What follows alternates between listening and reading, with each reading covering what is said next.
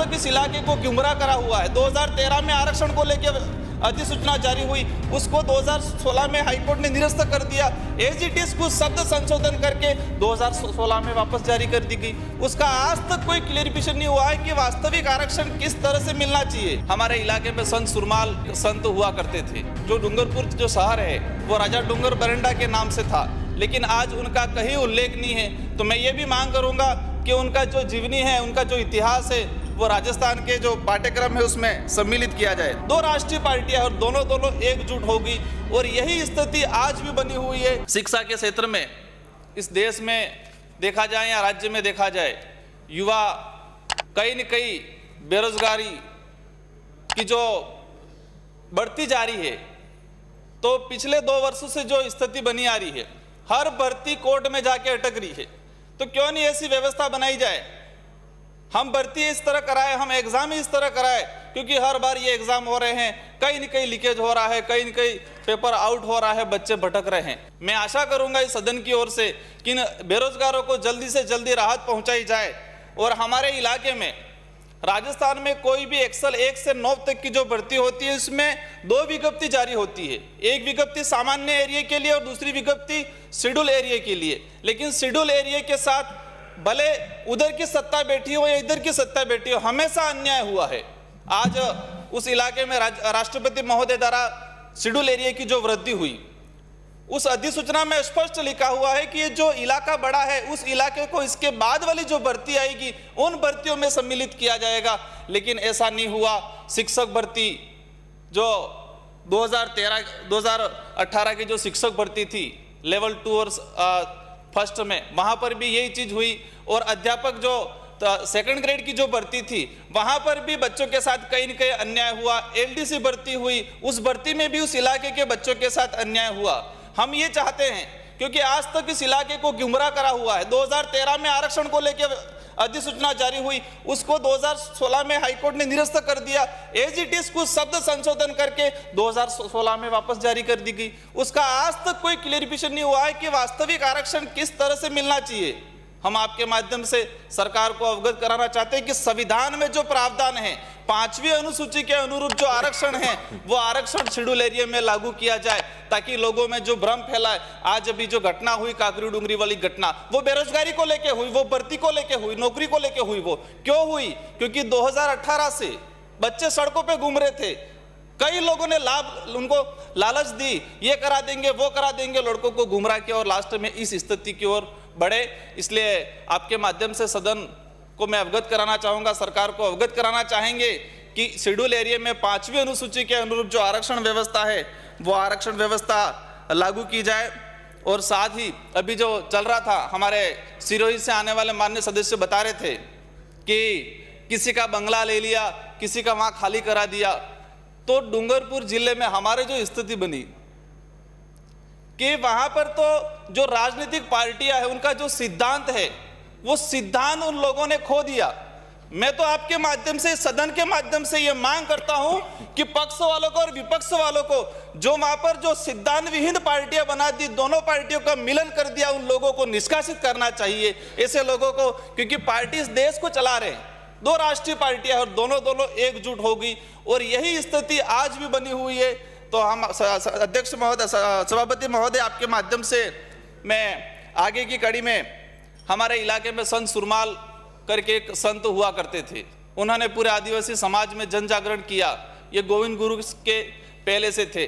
तो मैं चाहूँगा कि राजस्थान का जो पाठ्यक्रम है, उसमें उनकी जीवनी और उनके इतिहास को सम्मिलित किया जाए। डूंगरपुर का जो नामकरण, जो डूंगरपुर जो शहर है, वो राजा डूंगर बरंडा के नाम से था, लेकिन आज उनका कहीं उल्लेख नहीं है। तो मैं ये भी मांग करूंगा कि उनका जो जीवनी है, उनका जो इतिहास है, वो राजस्थान के जो पाठ्यक्रम है उसमें सम्मिलित किया जाए।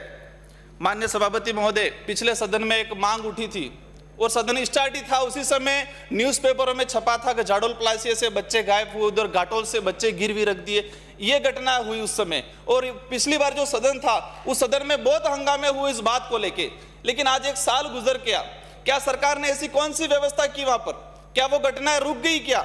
जो गिरवी रखे जा रहे थे बच्चे, जो लोग बाहर जाने के बच्चे, जो छोटे छोटे बच्चे बाहर जा रहे थे मजदूरी करने के लिए। मैंने पिछली बार आंकड़ा निकलवाया, उदयपुर संभाग से 37,296 बच्चे स्कूल से ड्रॉप आउट हुए। ये सरकार का रिकॉर्ड है कि उदयपुर पूरे संभाग से ये 6 जिलों में से 37,296 बच्चों ने स्कूल से ड्रॉप आउट किया। इसमें सबसे अधिक उदयपुर जिला है, 20,945 बच्चों ने स्कूल से ड्रॉप आउट किया। वो बच्चे आज कहाँ हैं? किसी के पास, सरकार के पास कोई आंकड़ा नहीं है। मान लो प्राइवेट स्कूल में गए होंगे, 50% बच्चे गए होंगे, आज भी वो स्थिति बनी हुई है। इसका रीजन क्या है? कई रीजन है, गरीबी है इसका रीजन। इसके अलावा वहाँ जो भाषा है, जिस तरह से आज हम कह रहे हैं एक शिक्षा नीति में है कि मातृभाषा में स्टडी कराई जाए, लेकिन किस स्कूल में जो पहली से 5वीं तक बच्चा पढ़ रहा है, किसी स्कूल में मातृभाषा में स्टडी नहीं करवाई जा रही है। बच्चे को वहां डराया जा रहा है। बच्चा, कोई भी अध्यापक हो, इंग्लिश बोल रहा है, हिंदी बोल रहा है, तो वह बच्चा कहीं न कहीं डर रहा है। तो आपके माध्यम से माननीय शिक्षा मंत्री महोदय से विशेष अनुरोध करेंगे कि उदयपुर संभाग में हमारी जो मातृभाषा जो बोली जाती है भीली भाषा, उस भीली भाषा में बच्चों को अध्ययन कराया जाए, क्योंकि वहाँ का एजुकेशन स्तर बढ़ा करने के लिए टीएडी के मार्फत माँ बढ़िया चल रही है, आंगनवाड़ी चल रही है, लेकिन वो नाम मात्र का चल रहा है। वास्तविक जो एजुकेशन मिलना चाहिए, जो बच्चों को फायदा मिलना चाहिए, वो कहीं न कहीं नहीं मिल रहा है। तो मैं उम्मीद करूंगा कि जो ड्रॉप आउट का जो स्थिति बनी हुई है, इसको कहीं न कहीं कंट्रोल भी किया जाए। और एक बात ये चल रहा है, लंबे समय से डिमांड हो रही है, इस सामान्य एरिया के बहुत सारे अध्यापक 2nd ग्रेड से 3rd ग्रेड हैं, एलडीसी हैं, जो बाबू लगे हुए हैं, वो उदयपुर संभाग में लगे हुए, वो लोग मांग कर रहे हैं कि हमें हमारे गृह जिले में भेज दिया जाए।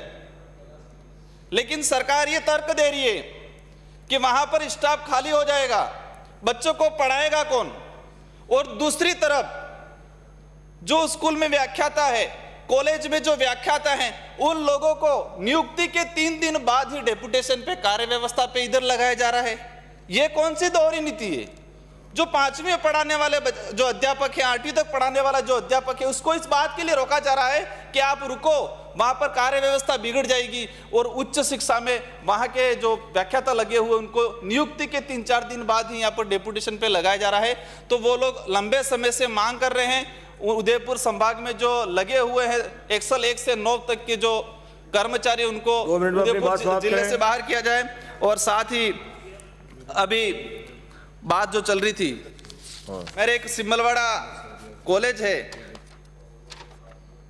ये 2016 में सैंक्शन हुआ था और अभी तक उसका भवन नहीं बना है। इधर से आरोप लगाते कि हमारे कार्यकाल में ये हुआ वो हुआ, इधर से आरोप लगाते, दोनों की स्थिति सेम बनी हुई है। इधर की सैंक्शन हो रही है, ये नहीं निकल रही, इधर से सैंक्शन हो रही है, वो नहीं निकल रहे। तो मैं उम्मीद करूंगा इस सरकार से कि जो 2016 से जो सैंक्शन हुई है उसका भवन निर्माण कराया जाए।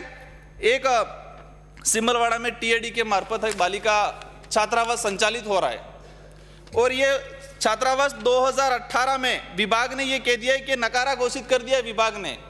आज भी उसी विभाग ने कह दिया है कि इससे रहने लायक नहीं है, वो नकारा है, कभी भी गिर सकता है, फिर भी बच्चियां वो उसी ये जो छात्रावास है उसी में पढ़ रहे हैं। तो माननीय सभापति महोदय, आपसे अनुरोध करूंगा कि मंत्री जी विशेष ध्यान देंगे